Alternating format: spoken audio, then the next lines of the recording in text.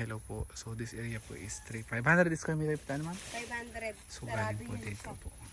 Punta po doon. So boundary na po niya isi Ayala doon sa kabila. So ito pa.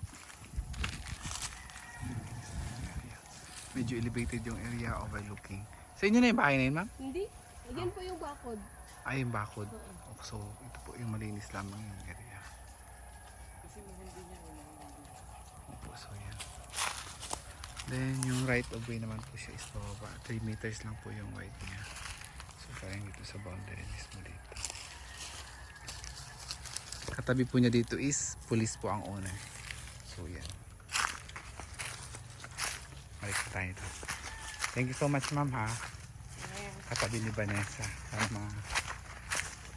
Sumuka lang ang territory niya. Then ina rin yan doon. Wala pa kasi nag-develop dito eh. Maganda naman yung area niya.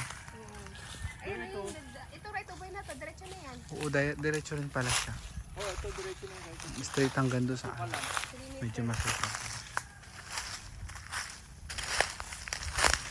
Ito right of way pa rin to, di ba? Ayan, ito right away. Pag ganun doon. Igay-duda lang yung bakod, di ba, Nessa, pag ganun. Pag right Kasi of sa way pa lote rin. na rin yan ang bahay na yan. Mga nakabilang nila mga taga-ibang lugar. Tsaka parang tahimik dito, ah. Oo. Actually ka sa bahay, kahit marami na kami kakapit bahay, tahimik talaga. Dito lang rin kayo sa kabila. Ayun po yung siguro ko sa'yo kanina. Ay, dito. Ito yung 100. Iba na ito. Pero nabili na rin to. Sabi niya na rin. Yung doon sa unang story na yung may-ari, dalawa magkatabi. Yung titulo kaya niya, ma'am, na sino may hawak? Ha? Yung original na titulo. Kailangan pa ba yun? Kasi Oo, may ma'am. record na rin yan sa RD. Hindi, kailangan yung original na titulo niyan if in case na ano. Kasi yun yung naging problema namin dito sa kabila na hindi ma-provide yung original na titulo. Ah, okay. Kasi ang saan nga Pero sa amin, nagpa-certified na yun sila ng ano, true copy. true copy. O madali po makarequest ng e-copy. Yung original po kasi yung kailangan na mahirap pag nawala. Kailangan, it takes years po bago Pero makapagka. sa RD madali ka na makapatitle kasi nakapatitle na si Van. Oo. Record na doon. Kailangan ba ng title number? Nakasikaso na yun namin doon ako ng tita ko sa ano? Sa RD sa Capitol. Madali na po siya kasi may technical description na from the DNR. Oo. Pero Approved na. kailangan ng RD yung original na titulo na panggagalingan po niya.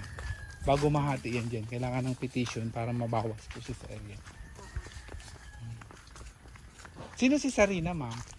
Kapatid nila. ng bunso. Bunso. Saan po kaya siya ngayon? Ito foreigner din ako din. Ito foreigner din. Actually, yes. Kami, galing sa amin yung galing. Ikaw Yung isa. nakabenta niyan? Kami. Tapos ito, actually hawak namin kaso nagbalik kami. Yung isa namin kasama. Yun yung pagka-redyan kagawad tayo nag-bill niya? Hindi. Hindi, si ano? Ito sa Justin, di ba? Opo, si Ma'am Rose. May-ari. Teacher naman yung may-ari nun. Ito maganda sana talaga. Ito karugtog po ng lugar nila. Opo. Isang Karugtog ito nito kasi po yan.